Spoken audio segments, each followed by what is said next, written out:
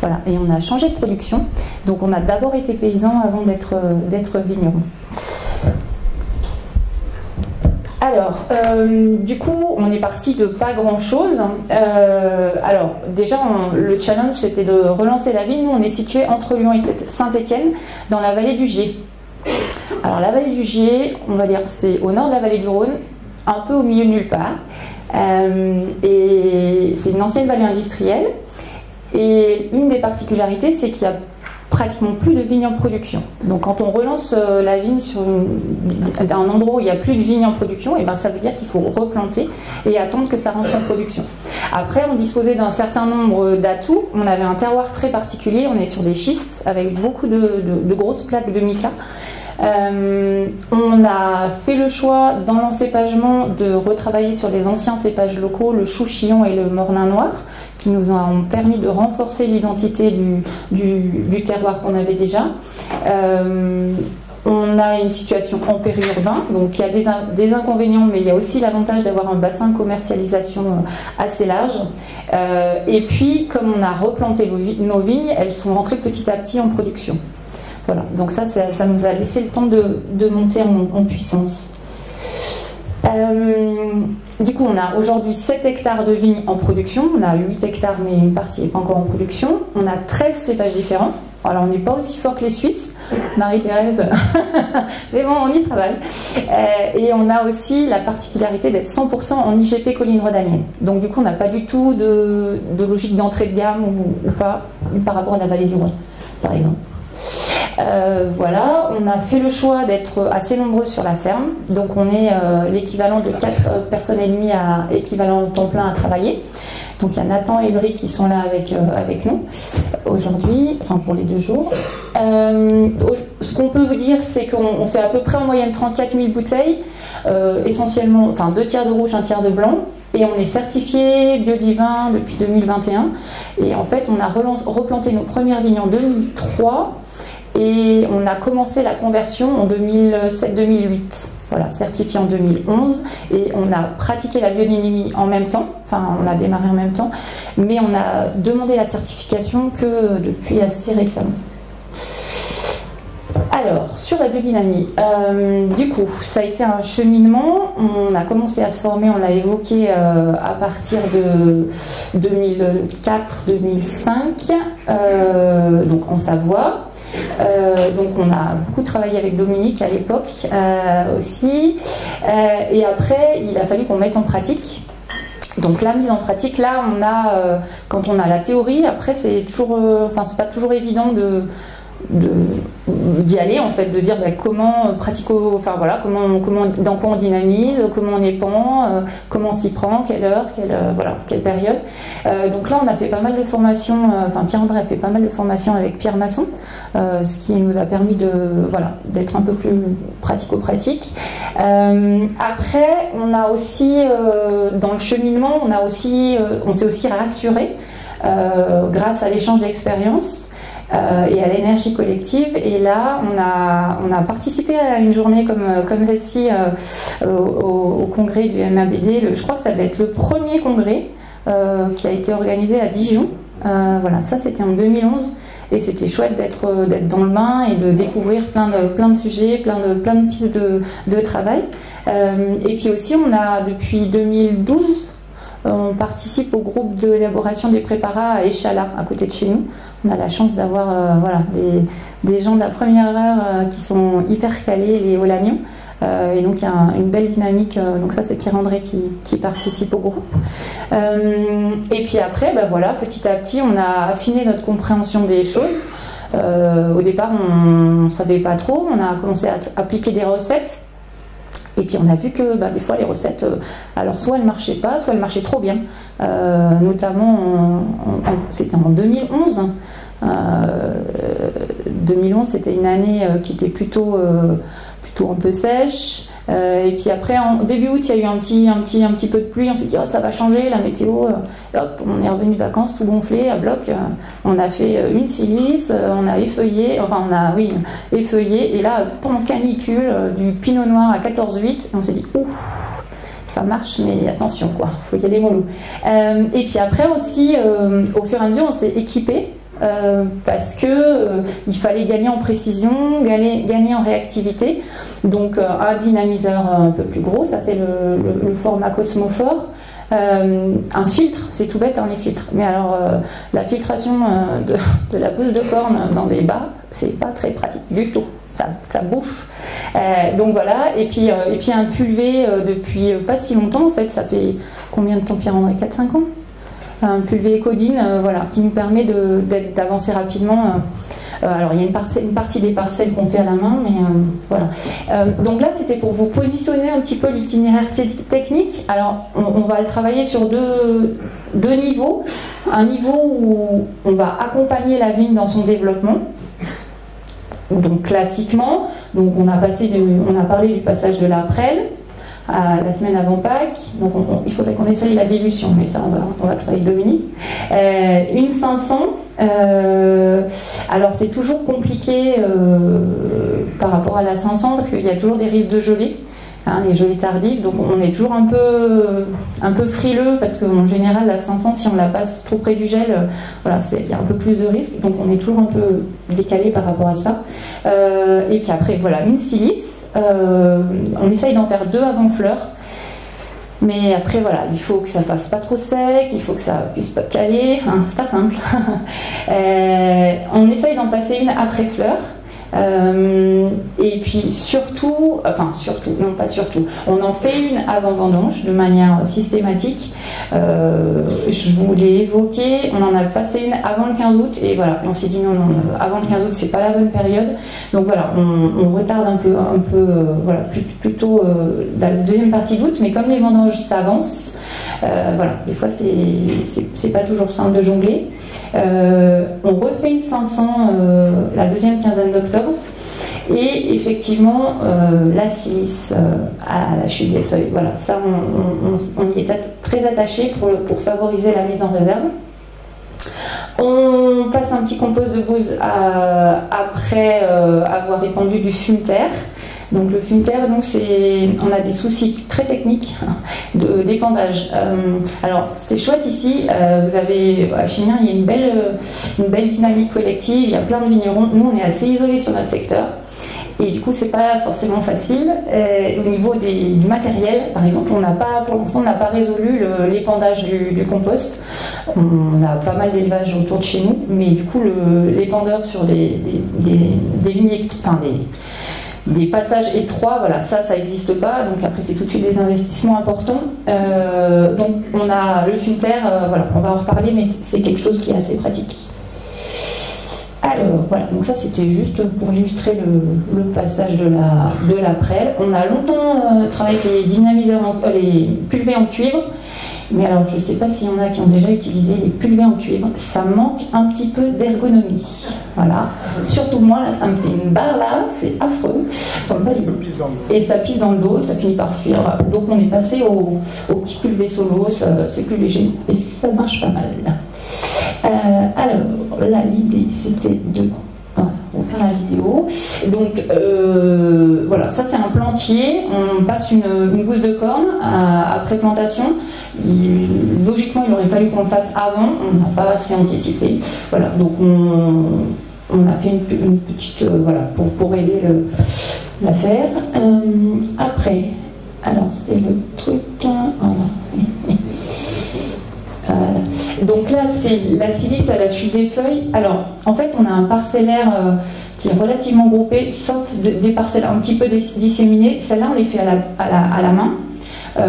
Voilà. Et là, c'est une parcelle que Pierre-André fait au tracteur. Une parcelle en pente avec des tournières un peu merdiques pour... voilà. Et donc là, ça lui permet de traiter au moins 4-5 rangs de part et d'autre. Tous les 5-6 rangs. Donc c'est pas mal. Voilà, c'est un peu long. Mais on voit bien le brouillard. Et voilà. Donc ça, c'était le dernier passage. Et là, c'est le passage où Nathan fait la star. Voilà. C'est assez joli, donc je me suis dit...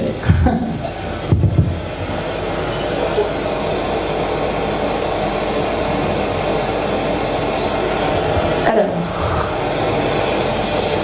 C'était pas ça que je voulais faire. Ah, là, vous avez le son. Il y a souvent du vent chez nous. J'aurais pu l'enlever.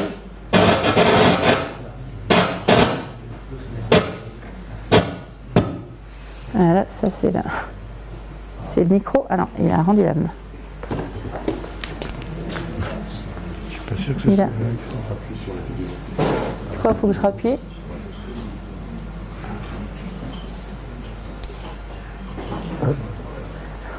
Je pense qu'il a rendu l'âme. Il y en a un de secours?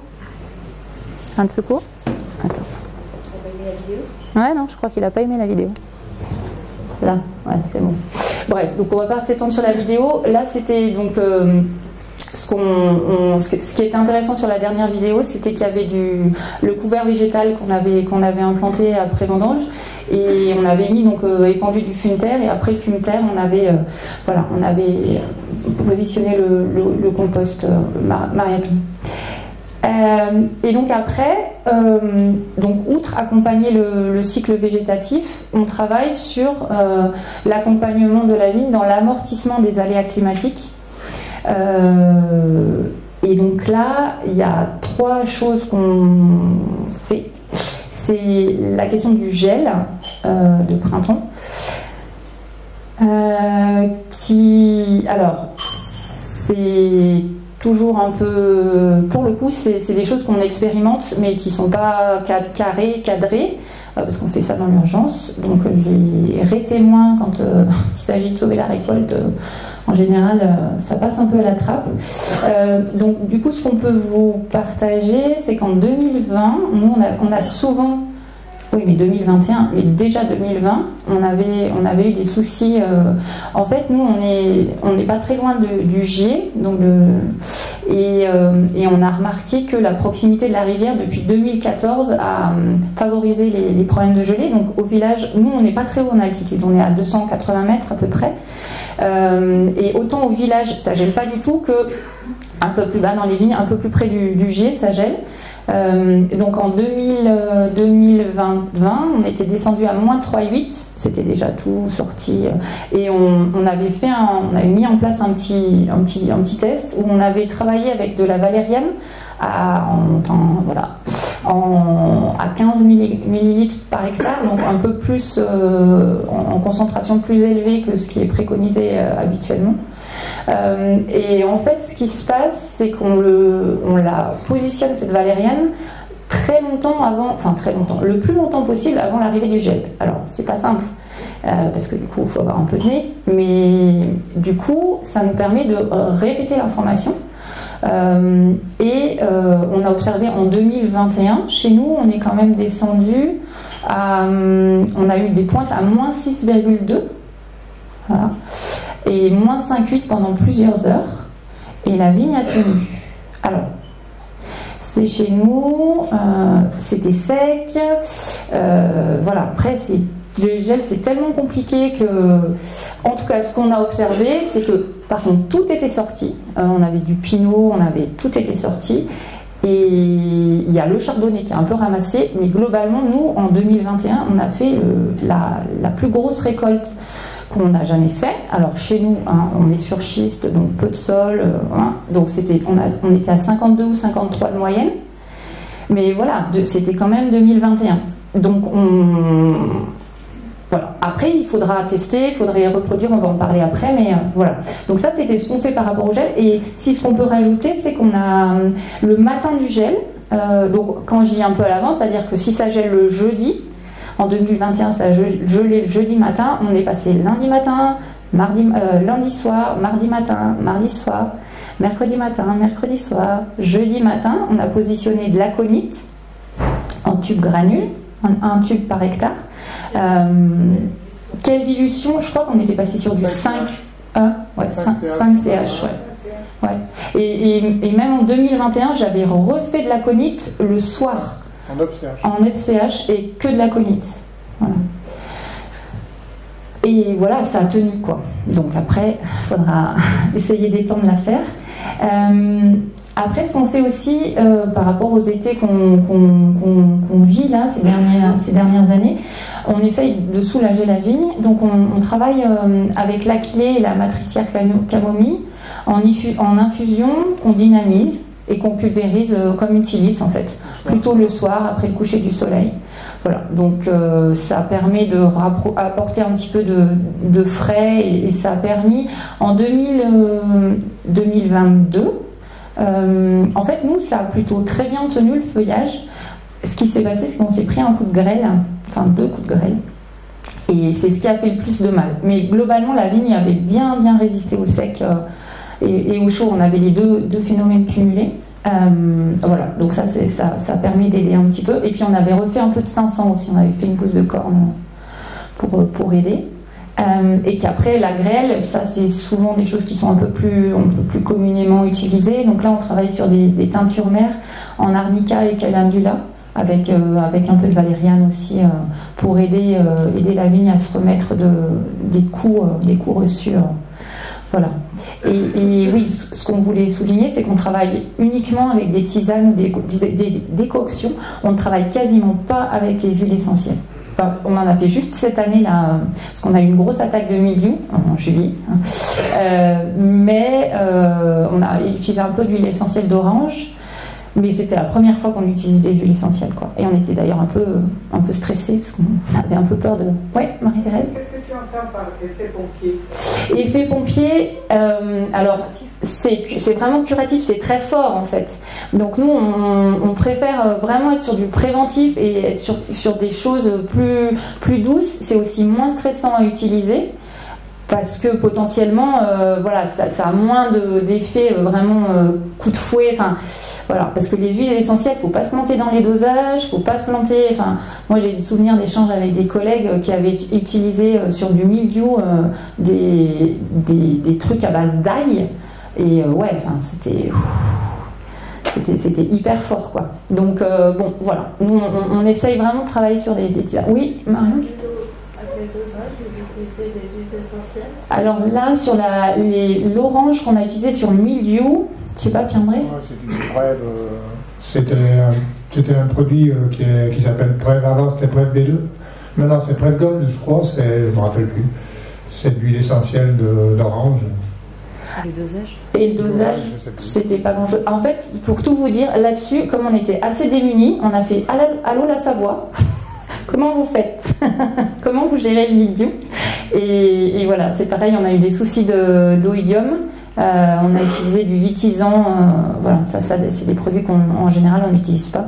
Et la particularité de cette année, c'est que chez nous, le mildiou, autant Savoie, ça peut se comprendre le mildiou parce qu'en termes de précipitation, mais chez nous c'était sec de chez sec, il faisait 2 mm, 4 mm, ça mouillait à peine le feuillage et les vignes avaient soif et en fait ça a démarré, mais il y avait un côté un peu tropical et du coup voilà, donc on a réussi à maîtriser. Il y a une parcelle où on avait eu un souci, les jets étaient bouchés sur le premier traitement.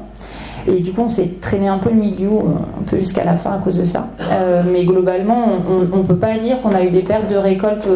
On a dû perdre 10% sur un demi-hectare lié au mildiou, quoi. Mais sinon, le reste, ça a bien tenu. Et au final, nous, 2023, alors c'est toujours pareil, hein, nous, on a une situation géographique qui est un peu particulière. On est sur la fin des monts du Lyonnais, donc en fait il y a les monts du Lyonnais d'un côté, le Pilat de l'autre, et les orages et la pluie suit les reliefs, et nous en général on a toujours moins d'eau qu'ailleurs, quoi.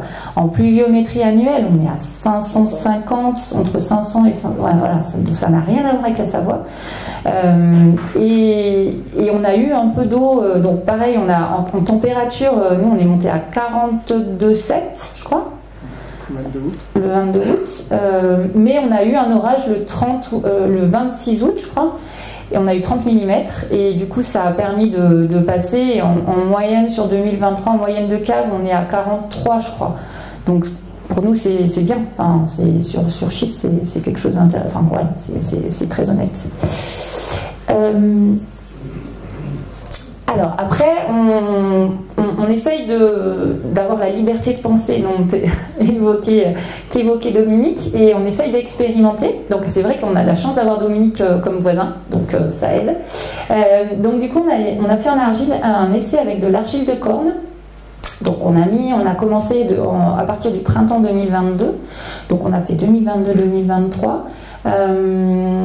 Donc on a fait un rang témoin, là on a fait des choses un peu plus carrées sur un même cépage, une partie des raies traitée à l'argile et une autre partie pas traitée sur une même parcelle, avec une relative homogénéité des rangs.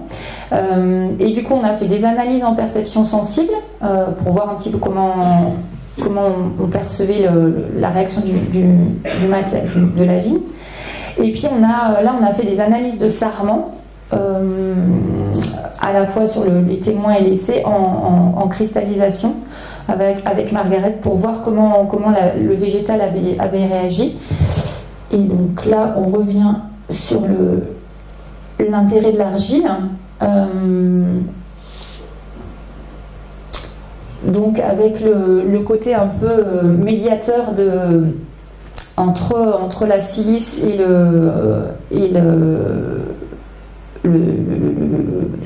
dose de corne, enfin les deux polarités, et pour que en fait la végétation puisse optimiser la force de cristallisation contenue dans le sol. Et donc on va vous montrer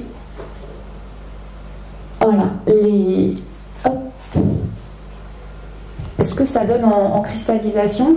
Donc sur la première, celle de gauche, là on voit que le centre est un peu décentré, et puis il y a des zones un peu noires là, qui témoignent aussi des attaques et de la difficulté du millésime.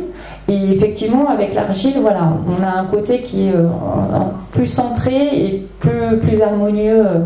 Alors après, ceci dit, quand on a eu l'attaque de mildiou, ça a commencé sur la partie qui était sans l'argile de corne, et après on a réussi à peu près à endiguer, et par contre sur la partie avec argile de corne, et ben en fait ça y allait au mastic, et finalement il y a eu presque plus de mildiou sur la partie où on avait passé l'argile de corne que la partie du témoin en fait. Donc c'est arrivé après, et voilà. Donc c'est pas toujours, c'est le jeu des essais, de voir comment ça réagit. Mais voilà, c'était. Donc on va continuer là. C'est un travail de long terme, on va dire. Donc à partir du moment où on travaille sur le cycle végétatif de l'accompagnement, il faut prendre du temps. Oui, Marie-Thérèse. Comment t'as pris quoi comme argile pour mettre dans les cordes? Alors ça, c'est Dominique qui va répondre. C'est de l'argile verte du puits en Velay. Donc ça, j'avoue que c'est Dominique qui a géré la partie préparation. Ouais, donc Dominique, on fait un essai chez nous et un essai chez Romain Père dans le Rouennais. Voilà, pour avoir deux. Alors je sais pas avec Romain si tu as fait des analyses de sarment ou pas. Pas cette année. Ouais. Alors après, ouais, Marion. Ça serait comme la 500. Oui, on l'a passé comme la 500. Ouais, même comme la silice, non? Mais à la même époque, ça fait encore Saint-Michel. Non, en fait, Steiner a évoqué le sujet, mais n'a pas donné de consigne. Donc, on a défini un peu, en se renseignant à droite et à gauche, une période où on enterre les cornes, qui est plutôt en ce moment en fin d'hiver. Et après, on la dynamise pendant 1 heure, à peu près entre 10 et 20 grammes par hectare. Au printemps. C'est ça en avril, Non, ouais, alors il y a deux passages, on passe une au printemps et une l'automne. Voilà. Ah, pardon, j'étais pas là-dessus. En fait, la première année, on a fait une argile de printemps, enterrée 1 mois au printemps, et dynamisée tout de suite après, et on a fait une argile d'automne, pour avoir l'effet inverse. Et en 2023, on a fait qu'une argile de printemps, parce que quand on relit Steiner, le plus important, c'est que l'argile permette la remontée de ses forces. Voilà. Donc c'est des cornes qui sont enterrées 1 mois, et on récupère l'argile qu'on dynamise tout de suite après. Et on pulvérise une fois l'argile de printemps avant de passer la bouse de chlore.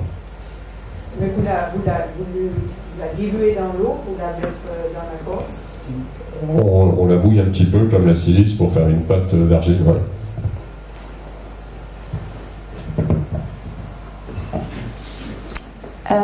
Après, je voulais revenir un peu de manière assez générale par rapport ce qui peut aussi faciliter notre pratique de la biodynamie sur la ferme.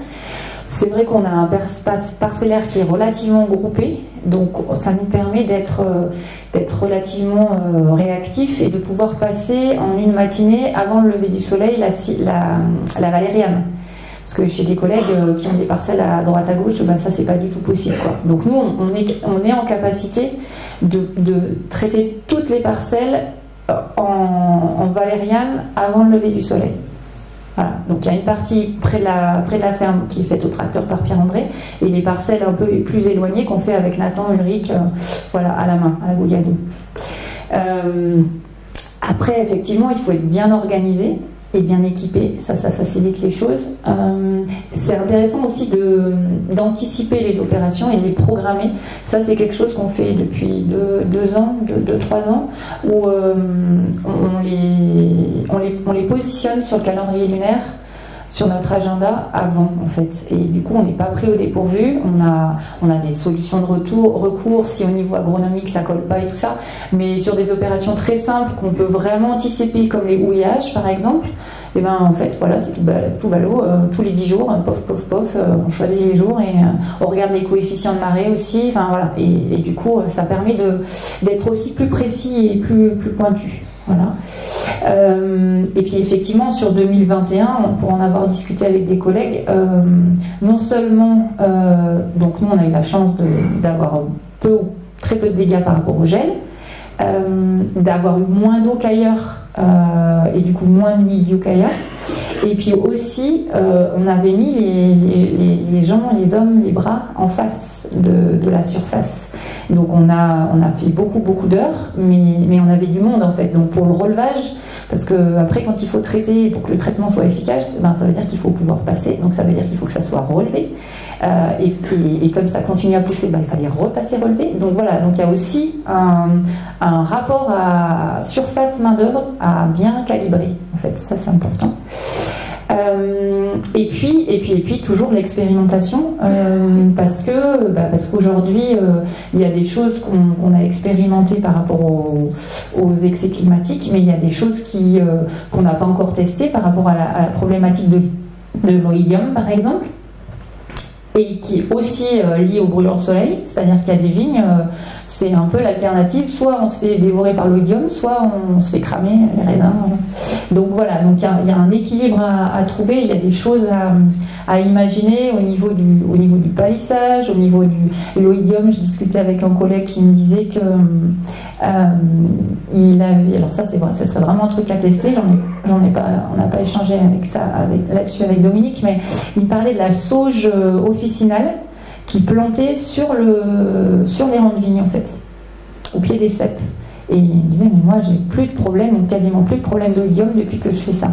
Alors le lien sauge officinale oïdium, là j'avoue que, mais bon, ça vaut le coup de tester en fait, tout simplement.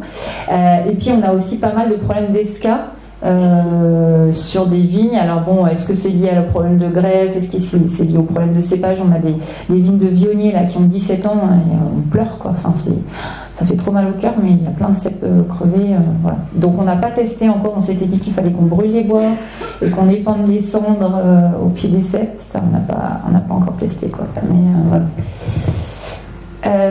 Et puis du coup, ouais, je voulais finir sur l'expérimentation. Donc c'est bien d'expérimenter, c'est bien aussi de confronter, parce que notamment sur l'accompagnement la régulation des excès climatiques, on est souvent dans l'urgence, et en fait le protocole qu'on a mis en place par rapport au gel, est-ce qu'il marche dans tous les cas? Est-ce que Et ça, en fait, pour savoir, il faut échanger, il faut s'organiser pour tester dans d'autres situations, dans d'autres contextes, sur d'autres terroirs. Et du coup, ça nous permet d'optimiser les retours d'expérience, de démultiplier les expérimentations, de valider des protocoles, et puis aussi de gérer le stress du vigneron ou des vignerons.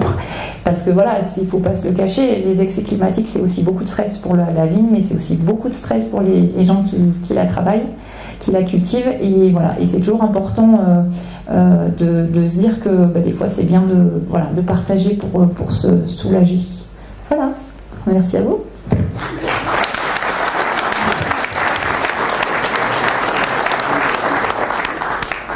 Ouais. J'ai encore une question.